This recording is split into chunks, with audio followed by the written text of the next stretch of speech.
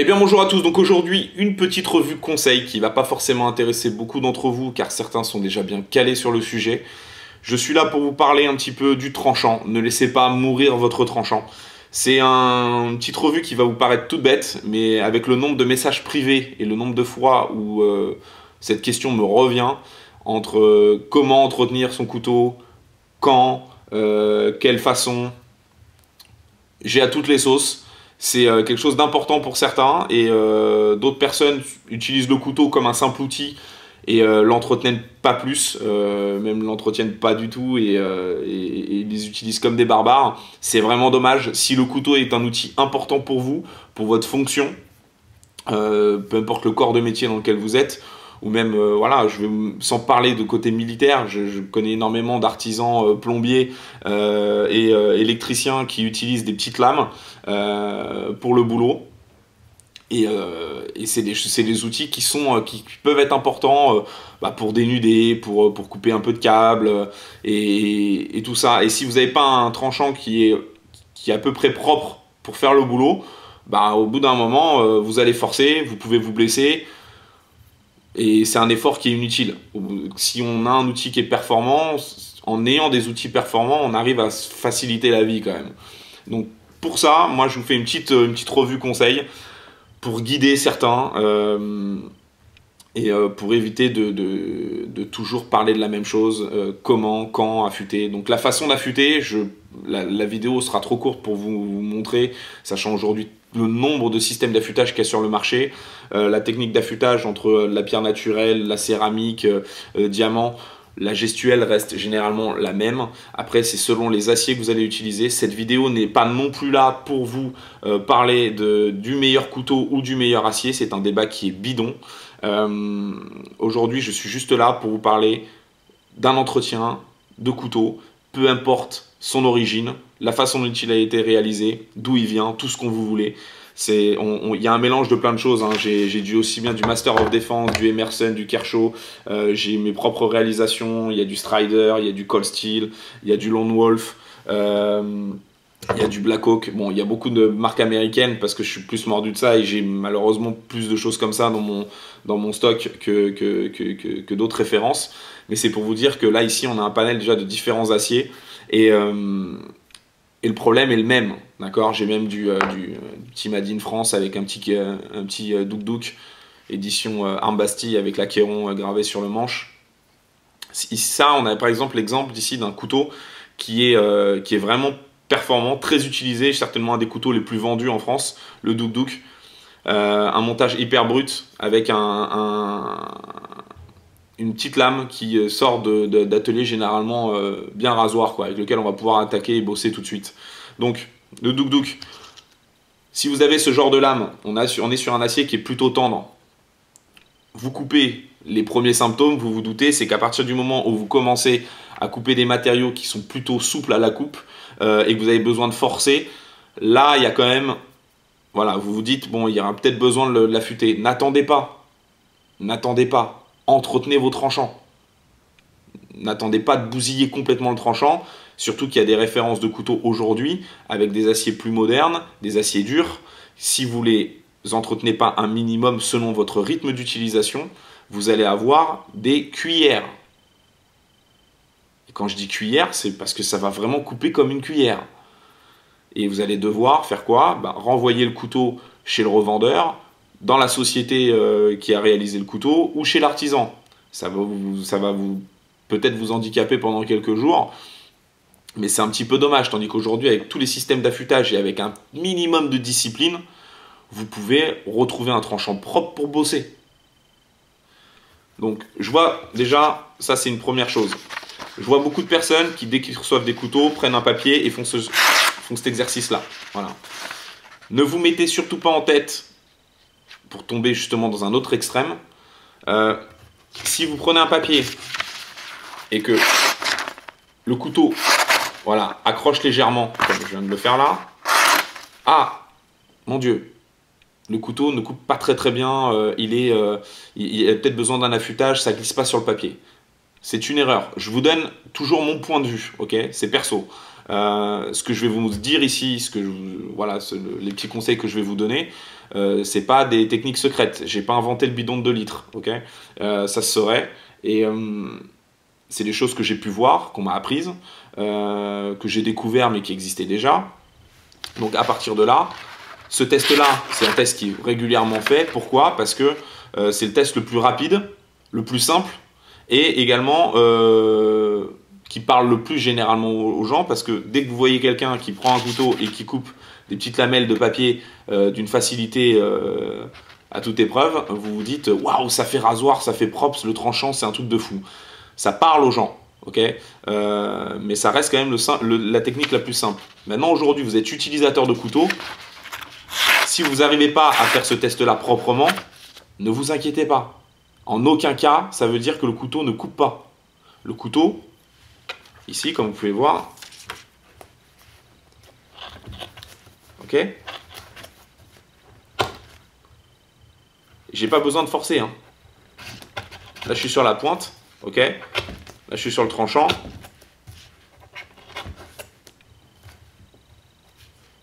Ça fait le boulot. Ça coupe. Donc le couteau coupe toujours. Et toujours bien, il est prêt à bosser. Vous avez un petit... Voilà, si vous sentez que vous êtes obligé de forcer au bout d'un moment, n'attendez pas que le tranchant soit en train de se déformer ou de mourir. Vous prenez, par exemple ici, une tige en céramique. Donc moi, pour les systèmes d'affûtage, je conseille toujours le Sharpmaker de chez Spyderco, qui est pour moi le plus polyvalent, qu'on soit affûteur confirmé ou débutant.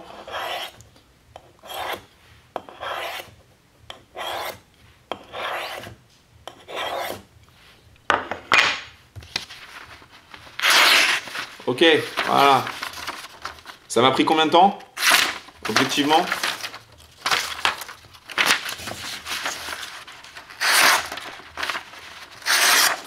Ça m'a pris combien de temps? Quasiment rien. Donc là, je vais redonner un petit coup de jeune. Je vous ai fait le fameux test qui impressionne tout le monde. J'aurais pas eu besoin de faire ça. Je viens de terminer mon affûtage. Je passe la main légèrement sur le tranchant. Je vois que ça mord un peu. Le test de l'ongle. Vous mettez le tranchant sur l'ongle et vous voyez que ça mord bien. Vous essayez de faire glisser le tranchant sur l'ongle. Si ça mord et que ça ne glisse pas, ça veut dire que votre tranchant, il demande qu'à bosser. Donc ça, c'est impeccable. Le papier, vous faites des petits copeaux. Voilà. Là, ça mord, c'est nickel. Faites ça avec vos couteaux. Si vous n'arrivez pas à faire des petits copeaux ou vous n'arrivez pas à entamer la feuille, c'est que votre tranchant a besoin d'être travaillé. Ok? À partir du moment où vous forcez,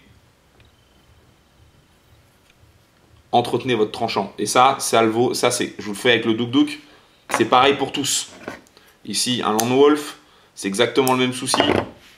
Par exemple, je vais vous prendre un cas un peu plus particulier avec un Master of Defense, qui sont des lames avec des tranchants, avec des dos de lame plutôt costauds, des émoutures pas très hautes, donc un tranchant avec un angle plutôt fort, pour des couteaux qui vont être mis à rude épreuve.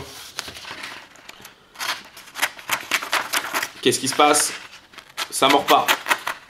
Là, on peut vraiment s'inquiéter, on peut se dire « Ah mon Dieu, ça coupe pas ». Effectivement, le fait qu'il n'entame pas le papier de cette façon, pas bien le papier, là, on peut vraiment s'inquiéter. Est-ce qu'il coupe?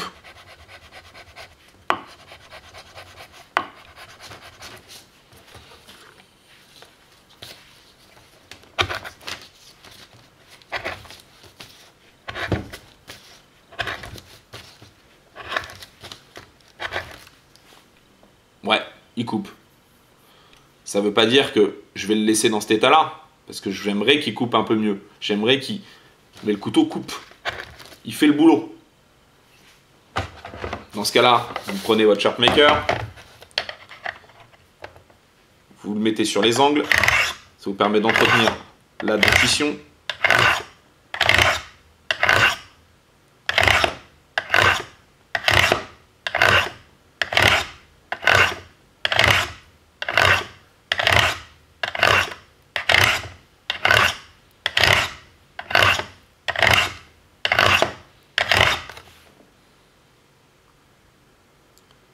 Et là, je vois, je sais pas, je ne glisserai pas forcément sur le papier, mais déjà, je vois que, voilà, j'ai un tranchant qui va bosser. Et ça, c'est, peu importe le modèle, ok, que vous soyez chez Emerson, même sur d'autres. Ici, un autre exemple, mon bébé R2, que j'utilise maintenant depuis plusieurs semaines, que j'ai pas réaffûté depuis un bon moment. Je vais faire une petite vérif avec vous. Ça mord toujours. C'est pas un souci.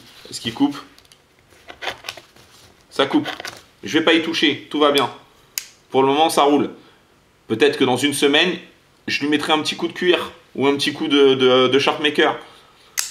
Peu importe le modèle, vous allez avoir ici par exemple, qu'est-ce que j'ai? J'ai Strider, très connu. Est-ce que ça coupe?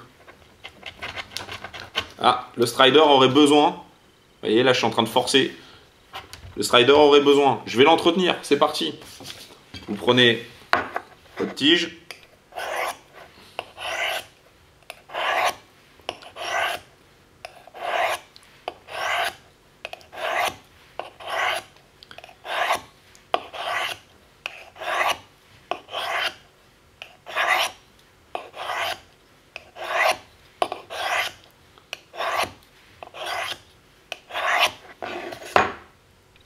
ok, la tige brune, un petit coup de tige blanche pour vraiment polir l'ensemble, affiner les grains.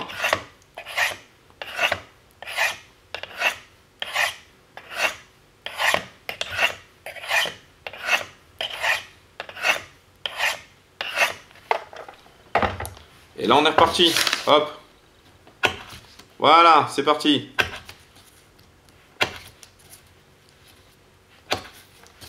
Est-ce que ça va mordre? Ça mord nickel. Est-ce que ça va même? Pourquoi pas?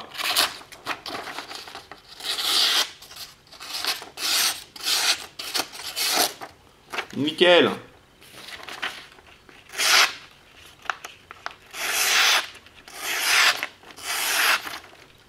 Donc ce que je suis en train de vous expliquer, vous avez vu, ça fait 12 minutes, à peu près 12 minutes 20 que je parle. Je vous ai fait un affûtage, je vous ai fait 2 affûtages. C'est très simple, ok.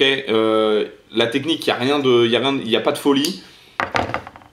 Entretenez vos tranchants, peu importe la marque, peu importe que ce soit fait en Chine, comme la majorité des couteaux industriels qu'on trouve aujourd'hui sur le marché, ou que ce soit fait, peu importe, Made in France, Made in USA, Made in China. Entretenez vos lames si vous voulez des outils qui fassent le boulot, d'accord. Il y a déjà trop de problèmes, trop de préoccupations quand on a du matériel, quand on est dans des situations difficiles, pour se dire « Oh merde, j'ai un couteau qui coupe pas ». Ça serait quand même dommage. Donc, si vous faites du bushcraft, de la survie ou tout ça, prenez le couteau qui vous correspond, qui va correspondre à vos besoins, que vous voulez, avec lequel vous voulez vous amuser, et prévoyez une petite pierre d'affûtage, quelque chose. Il y a des couteaux qui sont avec des aciers relativement tendres, qui peuvent s'affûter sur des petites pierres naturelles que vous trouverez en chemin, au bord d'un ruisseau ou tout ça. Mais là, prévoyez quand même quelque chose d'assez de performant, de compact, une petite DC4, quelque chose comme ça. Et entretenez vos lames, ok? Entretenez vos lames. Bichonnez-les, ces petites. Elles demandent que ça. Ok? Vous les entretenez. Certaines lames ont besoin d'être huilées parce que c'est des aciers hauts en carbone. Donc, un peu d'huile, un petit affûtage de temps en temps. Hop. Voilà. Vous avez quelque chose de top et vous serez content. Je vous dis à bientôt en espérant que c'est pu servir.